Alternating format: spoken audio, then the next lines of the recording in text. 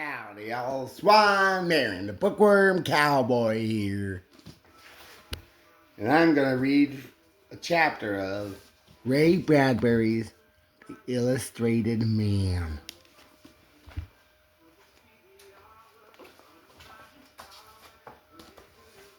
The Visitor. Saul Williams awoke to the still morning. He looked wearily out of his tent and thought about how far away Earth was. Millions of miles, he thought. But then, what could you do about it? Your lungs were filled with the blood rust. You coughed all the time. Saul arose for this particular morning at 7 o'clock. He was a tall man, lean, thin bilious. It was a quiet morning on Mars, with the Dead Sea bottom flat and silent. No wind on it. The sun was clear and cool in the empty sky. He washed his face and ate breakfast. After that, he wanted very much to be back on Earth. During the day, he tried every way that was possible to be in New York City. Sometimes if he sat right and held his hands a certain way, he did. He almost smelled New York. Most of the time, though, it was impossible. Later in the morning, Saul tried to die. He lay on the sand and told his heart to stop. It continued beating. He imagined himself leaping from a cliff or cutting his wrist, but laughed to himself. He knew he lacked the nerve for either act. Maybe if I squeeze tight and think about it enough, I'll just sleep and never wake, he thought. He tried it. An hour later, he woke with a mouthful of blood. He got up and spat it out and felt very sorry for himself. This blood rust. It filled your mouth and your nose. It ran from your ears, your fingernails, and it took a year to kill you. The only cure was shoving you in a rocket and shooting you out to exile on Mars. There was no known cure on Earth, and remaining there would contaminate and kill others. So here he was, bleeding all the time, and lonely. Saul's eyes narrowed. In the distance, by an ancient city ruin, he saw another man lying on a filthy blanket. When Saul walked up, the man on the blanket stirred weakly. "Hello, Saul," he said. "Another morning," said Saul. "Christ, I'm lonely." "It is an affliction of the rusted ones," said the man on the blanket, not moving, very pale as if he might vanish if he touched him. "I wish to God," said Saul, looking down at the man, "that you could at least talk. Why is it that intellectuals never get the blood rust and come up here?" It is a conspiracy against you, Saul," said the man, shutting his eyes, too weary to keep them open. "Once I had the strength to be an intellectual. Now it's a job to think." "If only we could talk," said Saul Williams. The other man merely shrugged indifferently. "Come tomorrow. Perhaps I'll have enough strength to talk about Aristotle then. I'll try. Really, I will." The man sank down under the worn tree. He opened one eye. "Remember once we talked on Aristotle 6 months ago on that good day I had?" "I remember," said Saul, not listening. He looked at the Dead Sea. "I wish I were as sick as you. Then maybe I wouldn't worry about being an intellectual. Then maybe I'd get some peace."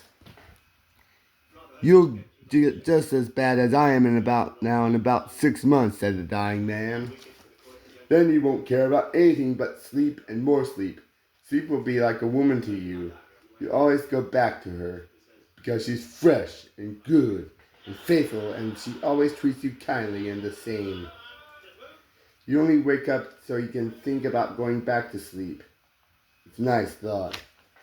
Man's voice was a bare whisper. Now it stopped and light breathing took over. Saul walked off. Along the shores of the Dead Sea, like so many empty bottles flung up by some long-gone wave, were the huddled bodies of sleeping men. Saul could see them all down the curve of the empty sea.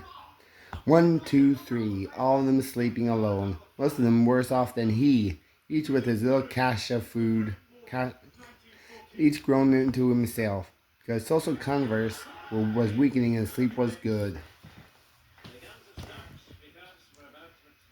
At first, there had been a few nights around mutual campfires, and they had talked about Earth. That was the only thing they talked about. Earth and the way the waters ran in town creeks and what homemade strawberry pie tasted like. How New York looked in the early mornings coming over on the Jersey ferry in the salt wind. I want Earth, thought Saul. I want it so bad it hurts. I want something I can never have. And they all want it, and it hurts them not to have it. More than food or women or a woman or anything. I just want Earth. The sickness puts women away forever. They're not things to be wanted. But Earth, yes, that's a thing for the mind and not the body, weak body. Bright metal flashed on the sky. Saul looked up. The bright metal flashed again. A minute later, the rocket landed on the sea bottom. A valve opened. A man stepped out, carrying his luggage with him. Two other men, in protective germicide suits, accompanied him, bringing out vast cases of food, setting up a tent for him. Another minute, and the rocket returned to the sky. The exile stood alone. Saul began to run. He hadn't run in weeks, and it was very tiring, but he ran and yelled, "Hello! Hello!" The young man looked up. Saul looked Saul up and down, and when he arrived, "Hello, this is Mars. My name's Leonard Mark. I'm Saul Williams." They shook hands. Leonard Mark was very young, only 18, very blond, pink-faced, blue-eyed, and fresh in spite of his illness. "How are things in New York?" said Saul. "Like this," said Leonard Mark, and he looked at Saul. New York grew up out of the desert, made of stone and filled with March winds. Neons exploded in electric colors. Yellow taxis glided in the still night. Bridges rose and tugs chanted in the midnight harbors. Curtains rose on spangled musicals. Saul put his hands to his feet violently. Hold on, he cried. "What's happening to me? What's wrong with me? I'm going crazy." These sprouted from trees in Central Park, green and new. On the pathway, Saul strolled along, smelling the air. Stop it, you fool!" Saul shouted at himself, pressed his forehead with his hands. "This can't be!" "It is," said Leonard Mark. New York towers faded. Mars returned. Saul stood on the empty sea bottom, staring limply at the young newcomer. "You," he said, putting his hand out of Leonard Mark. "You did it. You did it with your mind." "Yes," said Leonard Mark. Silently, they stood facing each other. Finally, trembling, Saul seized the other exile's hand and wrung it again and again and said, "Oh, but I'm glad you're here. You can't know how glad I am." They drank their rich brown coffee from the tin cups. It was high noon. They'd been talking all through the warm morning time. "Invisibility of yours," said Saul over his cup, looking steadily at the young Leonard Mark. "It's just something I was born with," said Mark, looking into his drink. "My mother was in the blow-up of London back in '57. I was born 10 months later. I don't know what you'd call my ability. Telepathy and thought transference, I suppose. I used to have a knack. I traveled all around the world. Leonard Mark, the mental marvel," they said on the billboards. I was pretty well off. Most people thought I was a charlatan. You know what people think of theatrical folk. Sorry.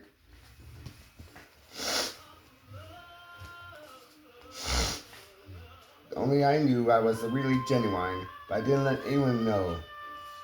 safer not to let it get around too much. But a few of my folks close friends knew about my real ability.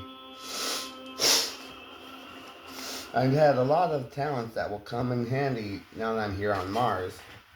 You sure scared the hell out of me, said Saul, his cup rigid in his hand. When New York came up right up out of the ground that way, I thought I was insane. It's a form of hypnotism, which affects all of the sensual organs at once. Eyes, ears, nose, mouth, skin, all of them. What would you like to be doing most of all? Saul put down his cup. He tried to hold his hands very steady. He wet his lips. I like to be in a little creek I used to swim in Melontown, Illinois. When I was a kid, I'd like to be stark naked and swimming. Well, said Leonard Mark and moved his head ever so little. Saul fell back on his sand, his eyes shut. Leonard Mark sat watching him. Saul lay on the sand. From time to time his hands moved, twitched excitedly. His mouth spasmed open, sounds issued from his tightening and relaxing throat. Saul began to make slow movements of his arms, out and back, gasping with his head to one side and his arms coming slowly on the warm air, stirring the yellow sand underneath him. His body turned slowly over. Leonard Mark quietly finished his coffee. While he drank, he kept his eyes on the movie, whispering, Saul, lying there on the Dead Sea bottom. All right, said Leonard Mark. Saul sat up, rubbing his face. After a moment, he told Leonard Mark, I saw the creek. I ran along the bank, and I took my clothes off. He said breathlessly, and he smiled incredulous. And I dived in and swam around.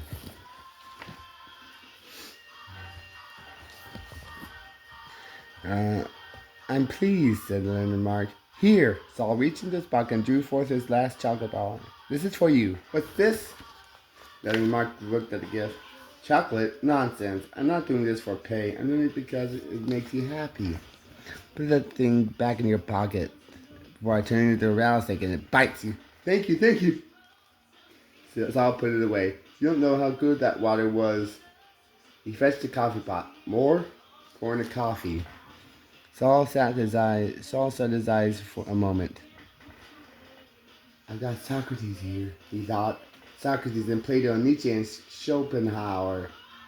This man, by his talk, is a genius. By his talent, he's incredible. Think of the long, easy days and cool nights of talk we'll have. It won't be a bad year at all. Not half. He spilled his coffee. What's wrong? Nothing. Saul himself was confused, startled. We'll be in Greece, he thought. In Athens. We'll be in Rome, if we want, when we study the Roman writers. We'll stand in the Parthenon and the Acropolis. It won't be just talk. It'll be a place to be. Besides, this man can do it. He has the power to do it. When we talk the plays of Russian, he can make a stage and players and all of it for me. By Christ, this is better than life ever was. Much better to be sick and here than well on earth without these abilities. How many people have ever seen a Greek drama played in a Greek amphitheater in the year 31 BC? And if I ask, quietly and earnestly, will this man take on the aspect of Schopenhauer and Darwin and Bergson and all the other thoughtful men of the ages? Yes, why not? Sit and talk with Nietzsche in person, with Plato himself. There was only one thing wrong. Saul felt himself sway. The other men, the other sick ones, along the bottoms of the sea, of the Dead Sea. In the distance, men were moving, walking toward them. They had seen the rocket flash, land, dislodge a passenger. Now they were coming, slowly, painfully, to greet the new arrival. Saul was cold. Look, he said. Mark, I think you better head for the mountains. Why? See those men coming? Some of them are insane. Really? Yes. Isolation and all make them go that way? Yes, that's it. We better get going. They don't look very dangerous. They move slowly. You'd be surprised. Mark looked at Saul. You're trembling. Why is that? There's no time to talk, said Saul, getting up swiftly. Come on, don't you realize what will happen once they discover your talent? They'll fight over you. They'll kill each other, kill you for the right to own you. Oh, but I don't belong to anybody, said Mark. He looked at Saul. No, not even you. Saul jerked his head. I didn't even think of that. Didn't you now? Mark laughed. We haven't time to argue, answered Saul, his eyes blinking, cheese blazing. Come on. I don't want to. I'm going to sit right here until those men show up. You're a little too possessive. My life's my own. Saul felt an ugliness in himself.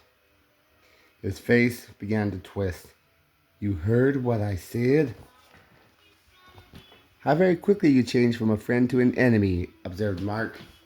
Saul hit at him. It was a bleak, quick blow coming down. Mark ducked aside, laughing. No, you don't. They were in the center of Times Square, cars roaring, hooting upon them. The winds plunged up hot into the blue air. It's a lie! Cried Saul, staggering under the visual impact. For God's sake, don't, Mark! The men are coming, you'll be killed! Mark sat there on the pavement, laughing at his joke. Let them come, I can fool them all. New York distracted Saul. It was meant to distract, meant to keep his attention with its unholy beauty. After so many months away from it, instead of attacking Mark, he could only stand drinking in the alien but familiar scene. He shut his eyes. No!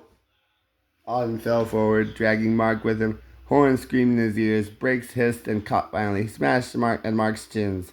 Silence! Mark lay on the sea bottom, taking the unconscious man in his arms. Saul began to run heavily. New York was gone. There was only the wide soundlessness of the Dead Sea.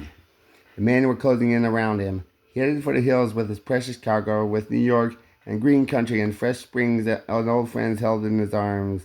He fell once and struggled up. He did not stop running. Night filled the cave. The wind wandered in and out, tugging a small fire, scattering ashes. Mark opened his eyes.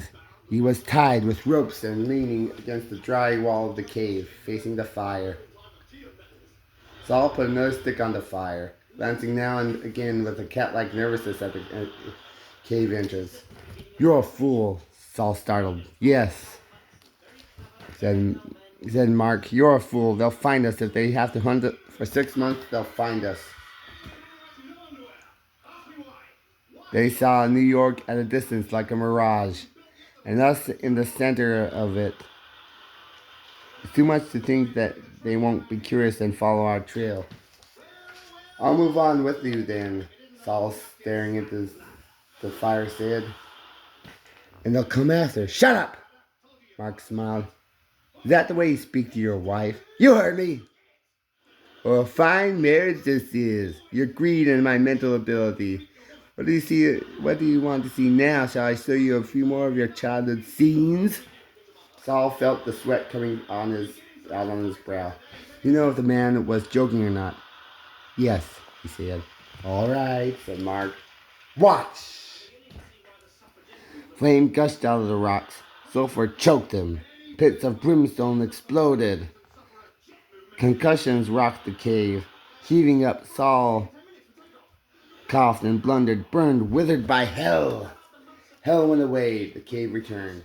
Mark was laughing. Yeah! Saul stood over him. You, he said, coldly bending down. What else do you expect? Cried Mark. To be tied up? Toted off and made the intellectual bride of a man insane with loneliness? You think I enjoy this? I'll untie you if you promise not to run away. I couldn't promise that. I'm a free agent. I don't belong to anybody. Saul got down on his knees. But you've got to belong, do you hear? You've got to belong. I can't let you go away. My dear fellow, the more you say things like that, the more remote I am. If you had any sense and done things intelligently, we'd have been friends. I'd have been glad to do these little hypnotic favors. After all, they're no trouble for me to conjure up. Fun, really. but you've botched it. Wanted me all to yourself. You were afraid that the others would take me away from you. Oh, how mistaken you were. I have enough power to keep them all happy. You could have shared me like a community kitchen. I'd have felt quite like a god among children, being kind, doing favors in return for which you might bring me little gifts, special tidbits of food. I'm sorry, Saul cried, but I know these men too well. Are you any different? Hardly. Go out and see if they're coming. I thought I heard a noise. Saul ran. In the cave entrance, he cupped his hands, peering down into the night-filled gully. Dim shapes stirred. Was it only the wind blowing the roving clumps of weeds? He began to tremble, a fine, aching tremble. I don't see anything. He came back into the empty cave. He stared at the fireplace. Mark! Mark was gone. There was nothing but the cave filled with boulders, stones, pebbles, the lonely fire flickering, the wind sighing. I saw standing there, credulous and numb. Mark, come back! The man had worked free of his bonds slowly, carefully, and using the ruse of imagining he heard other men approaching and gone. Where? The cave was deep, but ended in a blank wall, and Mark could not have slipped past them into the night. How then? Saul stepped around the fire. He drew his knife and approached a large boulder that stood against the cave wall. Smiling, he pressed the knife against the boulder. Smiling, he tapped the knife there. Then he drew his knife back to plunge it into the boulder. Stop! Shouted Mark. The boulder vanished. Mark was there. Saul suspended his knife. Fire played on his cheeks. His eyes were quite insane. It didn't work, he whispered. He reached down and put his hands on Mark's throat and closed his fingers. Mark said nothing. What?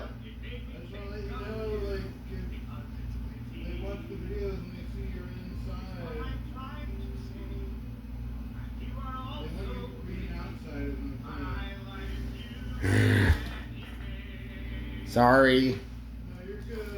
I'm just reading from a book.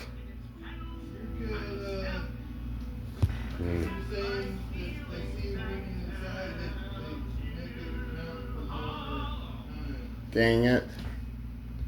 But I'm reading. Okay, well, you only have like 3 or 4 hours left, right? Yeah, well, I thought it was 5. But if you're gonna be reading indoors, you're gonna double it. Oh. You could be like reading people out in public with the other one. Oh. Because they want you to bring awareness. Mm. I'm just letting you know, they'll probably let it slide a little bit, but Please leave me alone. okay. I'll let them know you want 3 hours. What? Stop it. I want more. I'm just telling, I thought you were trying to get the cartridge is all. Yes, I am. I'm filming. If you're doing it in a bedroom, they're gonna, instead of 5 hours, it's 10. Stop it. Tell them to stop it. It's up to you. I want. I can't do this.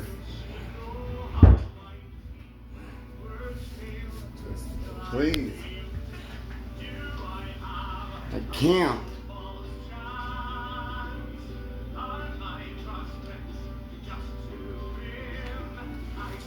Just roommates.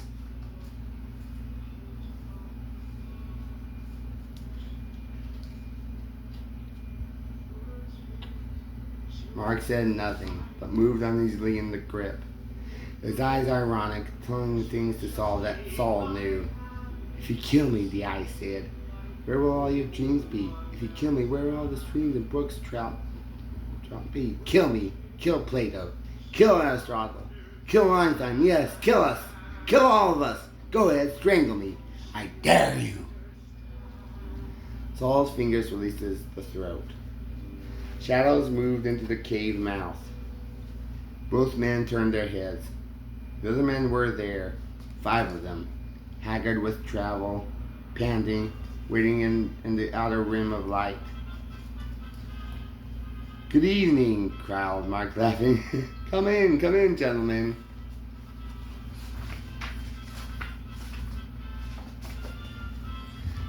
By dawn, the arguments and ferocity still continued.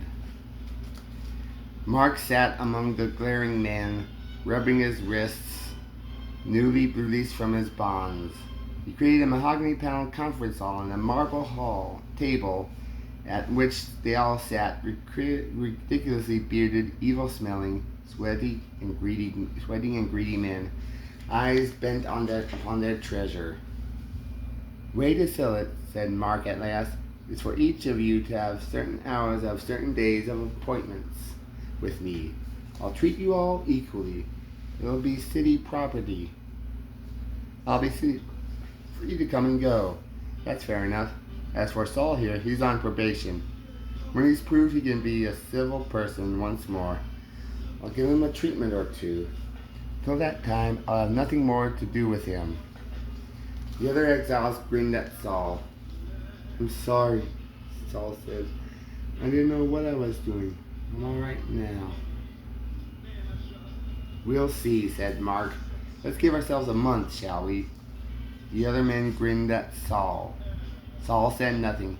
He sat staring at the floor of the cave. Let's see now, said Mark.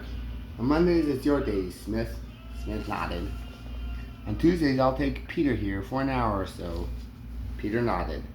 On Wednesdays I'll finish up with Johnson, Holtzman, and Jim here. The last 3 men looked at each other. The rest of the week I'm to be left strictly alone. Do you hear? Mark told him. A little should be better than nothing. If you don't obey, I won't perform at all. Maybe we'll make you perform, said Johnson. He caught the other man's eyes. Look, we're 5 against 1. Against his 1. We can make him do anything we want. If we cooperate, we've got a great thing here. Don't be idiots, Mark warned the other men. Let me talk, said Johnson. He's telling us what he'll do. Why don't we tell him? Are we bigger than him or not? And him threatening not to perform, well, just let me get a silver of wood under his toenails and maybe burn his fingers a bit with a steel file, and we'll see if he performs. Why shouldn't we have performances? I want to know every night in the week. Don't listen to him, said Mark. He's crazy. He can't be depended on. You know what he'll do, don't you? He'll get you all. He'll get you all off guard one by one and kill you. Yes, kill all of you. So that when he's done, he'll be alone. Just him and me. That's his sort. The listening men blinked. First at Mark, then at Johnson. For that matter, observed Mark, none of you can trust the others. This is a fool's conference. The minute your back is turned, one of the other men will murder you. I dare say, at the week's end, you'll all be dead or dying. A cold wind blew into the mahogany room. It began to dissolve and became a cave once more. Mark was tired of his joke. The marble table splashed and rained and evaporated. The men gazed suspiciously at each other and with little bright animal eyes. What was spoken was true. They saw each other in the days to come, surprising one another, killing until that last lucky one remained to enjoy the intellectual treasure that walked among them. Saul watched them and felt alone, disquieted. Once you have made a mistake, how hard to admit your wrongness, to go back, start fresh. They were all wrong. They had been lost a long time. Now they were worse than lost. And to make matters very bad, said Mark at last, one of you has a gun. All the rest of you have only knives, but one of you, I know, has a gun. Everybody jumped up. Search, said Mark. Find the one with the gun or we're all dead. They did. The men plunged wildly about not knowing whom to search first. Their hands grappled, they cried out, and Mark watched them in contempt. Johnson fell back, feeling in his jacket. All right, he said. Might as well have it over now. Here, you, Smith. And he shot Smith in the chest. Boom! Smith fell. The other men yelled. They broke apart. Johnson aimed and fired twice more. Stop! Cried Mark. New York soared up around them, out of rock and cave and sky. Sun glinted on high towers. The elevated thundered tugs flew into the harbor. Green Lady stared across the bay, a torch in her hands. Look, you fools, said Mark. Central Park broke out constellations of spring blossoms. The wind blew fresh-cut lawn smells over them in a wave. And in the center of New York, bewildered, the men stumbled. Johnson fired his gun 3 more times. Saul ran forward, crashed against Johnson, bore him down, wrenched the gun away, and fired again. Men stopped milling. There he stood. Saul laid across Johnson. They ceased struggling. There was a terrible silence. The men stood watching. New York sank down into the sea, with a hissing, bubbling, sighing, with a cry of ruined metal and old time. Great structures leaned, warped, flowed, collapsed. Mark stood among the buildings. Then, like a building, a neat red hole drilled into his chest. Wordless, he fell. Saul lay staring at the men, at the body. He got up, the gun in his hand. Johnson did not move, was afraid to move. They all shut their eyes and opened them again, thinking that by doing so they might reanimate the man who lay before them. The cave was cold. Saul stood up and looked remotely at the gun in his hand. He took it and threw it far out over the valley and did not watch it fall. They looked down at the body as if they could not believe it. Saul bent down and took hold of the limp hand. Leonard, he said softly. Leonard, shook the hand. Leonard! Leonard Mark did not move. His eyes were shut. His chest had ceased going up and down. He was getting cold. Saul got up. We killed him, he said, not looking at the men. His mouth was filling with the raw liquor now. The one we didn't want to kill, we killed! Put a shaking hand to his eyes. The other men stood waiting. Get a spade, said Saul. Bury him. He turned away. I'll have nothing to do with you.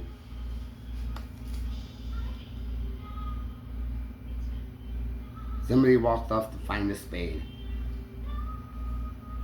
Saul was so weak he couldn't move.